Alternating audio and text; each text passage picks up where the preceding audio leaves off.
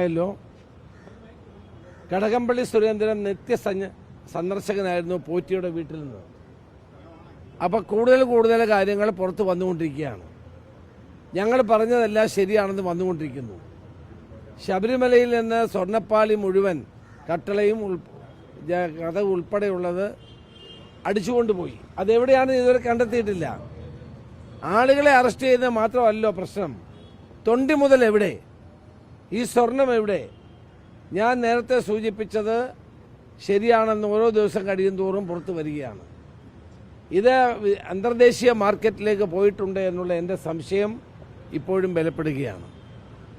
ഇത് ആൻറ്റിക്സായി വൻതോതിൽ പണം വാങ്ങി ഇത് വിദേശത്തേക്ക് കടത്തിയെന്നുള്ള ആരോപണം സത്യമായിക്കൊണ്ടിരിക്കുന്ന സന്ദർഭമാണ്. കടകംപള്ളി സുരേന്ദ്രൻ എന്തുകൊണ്ട് ചോദ്യം ചെയ്യുന്നില്ല? ഇപ്പം തന്നെ അദ്ദേഹത്തിൻ്റെ അയൽവാസി പറഞ്ഞിരിക്കുന്നു, അദ്ദേഹം ഇവിടെ നിത്യസന്ദർശകനായിരുന്നു, എപ്പോഴും ഇവിടെ വരുമായിരുന്നു, പോറ്റിയുമായിട്ട് ഏറ്റവും അടുത്ത ബന്ധമുണ്ടായിരുന്നു. എന്തുകൊണ്ട് അദ്ദേഹത്തെ ചോദ്യം ചെയ്യുന്നില്ല? അദ്ദേഹത്തിന് എന്ത് നടപടികൾ സ്വീകരിക്കുന്നില്ല? അപ്പോൾ SITയുടെ മുകളിൽ ഗവൺമെൻറ്റിൻ്റെ സമ്മർദ്ദം വർദ്ധിക്കുകയാണ്. SITയുടെ മുകളിൽ മുഖ്യമന്ത്രിയുടെ ഓഫീസിൻ്റെ സമ്മർദ്ദം വർദ്ധിക്കുകയാണ്. അവർക്ക് സ്വതന്ത്രമായി പ്രവർത്തിക്കാനുള്ള അവസരം കൊടുക്കാതെ തങ്ങളുടെ ആളുകളെ സംരക്ഷിക്കാനുള്ള നടപടിയായിട്ട് മുന്നോട്ട് പോവുകയാണ്. ഇപ്പം എത്ര CPM നേതാക്കന്മാരാണ് ജയിലിലുള്ളത്? എത്ര പേരാണ് ജയിലിൽ കിടക്കുന്നത്? അപ്പോൾ ഇതിൽ നിന്ന് ഗവൺമെൻറ് ഒളിച്ചോടിക്കൊണ്ടിരിക്കുകയാണ്. ഇത് ഇന്നല്ലെങ്കിൽ നാളെ ഈ സത്യമെല്ലാം പുറത്തു വരും. അല്ല, ആരന്വേഷിച്ചാലും ഞങ്ങൾക്ക് സത്യം പറയണമെന്നേ ഉള്ളൂ. ആര് വേണമെങ്കിലും അന്വേഷിച്ചോട്ടെ.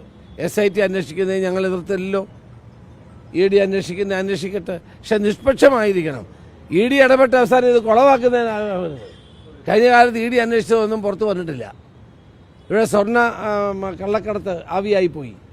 മറ്റ് പല കേസുകളും ഗവൺമെൻറ്റിനും മുഖ്യമന്ത്രിക്കുമൊക്കെ എതിരായിട്ടുള്ള പല കേസുകളും ആവിയായിപ്പോയി. അപ്പം അവരെ രക്ഷിക്കാൻ വേണ്ടിയാണോ ED വന്നത് എന്നുള്ള സംശയം സ്വാഭാവികമായും ആളുകളുടെ മനസ്സിലുണ്ട്. കാരണം മുൻകാല അനുഭവങ്ങളുടെ വെളിച്ചത്തിലാണ്. ഏതായാലും യഥാർത്ഥ പ്രതികളെ മുഴുവൻ നിയമത്തിന് മുമ്പിൽ കൊണ്ടുവന്നേ മതിയാവും. മറ്റൊന്ന്, ജമാഅത്തെ ഇസ്ലാമിക്കെതിരെ വലിയ ക്യാമ്പയിനാണ് CPM നടത്തുന്നത്. CPMന്റെ ഒരു മന്ത്രി V. അബ്ദുറഹ്മാൻ, ഒരു MLA ദലീമ ജോജോ, ഇവരൊക്കെ ജമാഅത്തെ ഇസ്ലാമിയുടെ പരിപാടി പങ്കെടുക്കുകയാണ്. ഇത് ഇവരുടെ ഈ നിലപാടിൽ ഇരട്ടത്താക്കുണ്ടോ? ഇവർക്ക് ഒരു നിലപാടുമില്ല. ഇവര് രണ്ടോട്ടിന് വേണ്ടി ആരോടും കൂട്ടുകൂടുക എന്നുള്ളതിൻ്റെ തെളിവാണിത്. ഇത്രയും നാൾ ജമാഅത്തെ ഇസ്ലാമി എതിരായിരുന്നു. ജമാഅത്തെ ഇസ്ലാമിയുടെ ദേശീയ നേതാവായ ആരിഫ് അലിയുമായിട്ട് ഇന്ന് മന്ത്രി അബ്ദുറഹ്മാൻ ഒരു യോഗത്തിൽ പങ്കെടുക്കുകയാണ്. മാത്രമല്ല ഒരു MLA അവരുടെ യോഗത്തിൽ പങ്കെടുത്തു പാട്ട് പാടിക്കൊണ്ടിരിക്കുകയാണ്. എന്താ? അപ്പം ഇന്ന് വരെ CPM പറഞ്ഞതിനകത്തൊന്നും ഒരു ആത്മാർത്ഥതയില്ല എന്നുള്ളതിൻ്റെ തെളിവല്ലേ ഇപ്പം നമ്മൾ കണ്ടുകൊണ്ടിരിക്കുന്നത്. അപ്പോൾ ആരുമായി ഏറ്റവും കൂടുതൽ ജമാഅത്തെ ഇസ്ലാമിയുമായിട്ട് ബന്ധപ്പെട്ടിട്ടുള്ള രാഷ്ട്രീയ കക്ഷി CPM ആണ്. 4 പതിറ്റാണ്ട് കാലത്തെ ബന്ധം അവരുമായിട്ടുണ്ട്.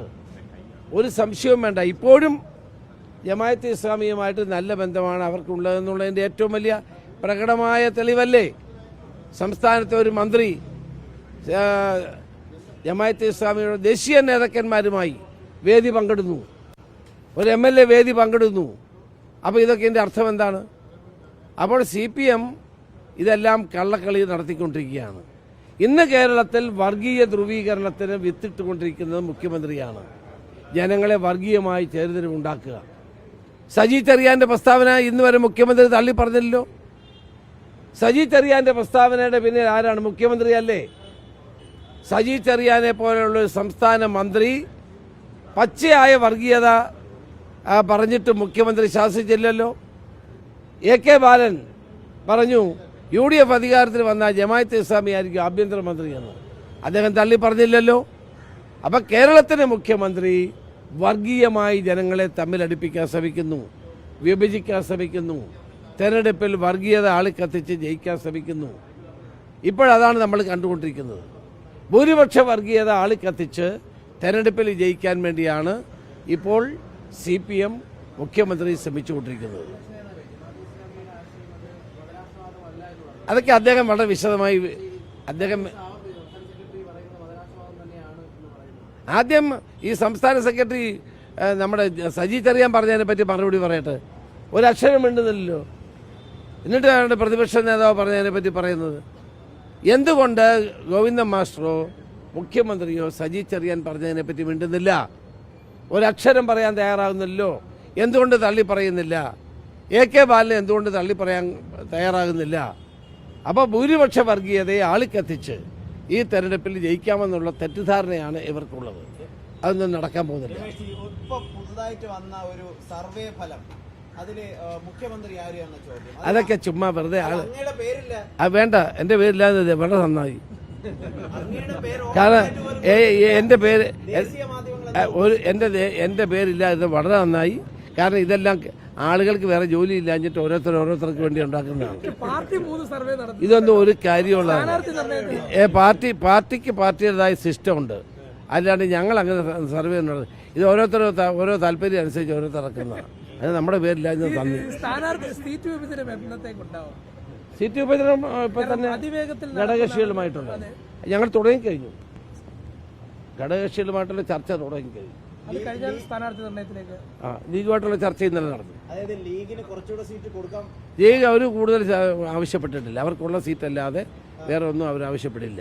ഇതൊക്കെ നിങ്ങൾ നടത്തുന്ന പ്രചരണങ്ങളാണ്. UDF-നകത്ത് ഒരു തർക്കവുമില്ലാതെ ഞങ്ങൾ സ്ഥാനാർത്ഥി നിർണയം പൂർത്തിയാക്കും. ഒരു സംശയവും വേണ്ട. അതൊന്ന് ചർച്ചകളിലൂടെ തീരുമാനിക്കപ്പെടേണ്ട കാര്യമാണ്. അങ്ങനെയല്ല, ഞങ്ങൾ ചർച്ച ചെയ്തുകൊണ്ടിരിക്കുകയാണ്. UDF-നകത്ത് ഒരു തർക്കവുമില്ലാതെ എത്രയും പെട്ടെന്ന് UDF-ന്റെ സ്ഥാനാർത്ഥി നിർണയം പൂർത്തിയാക്കും. അവരോട് ചർച്ച ആയില്ലല്ലോ. അല്ല, അതെല്ലാം കഴിഞ്ഞല്ലോ. ഇപ്പൊ അങ്ങനെയുള്ള തർക്കങ്ങളില്ലാതെ എല്ലാവരെയും യോജിപ്പിച്ചു കൊണ്ടുപോകാൻ NSS-നും SNDP-ക്കും കേരളീയ സമൂഹത്തിൽ അവരുടേതായ സംഭാവനകൾ നൽകിയിട്ടുള്ള പ്രസ്ഥാനങ്ങളാണ്. അവരെ ആരും ഞങ്ങളാരും അവരെ വിമർശിക്കാനോ അവരെ ആക്ഷേപിക്കാനോ ഞങ്ങളാരുമില്ല. ഇല്ല, അങ്ങനെ ആരും അധിക്ഷേപിക്കുന്നില്ല. ആരും ആക്ഷേപിക്കുന്നില്ല.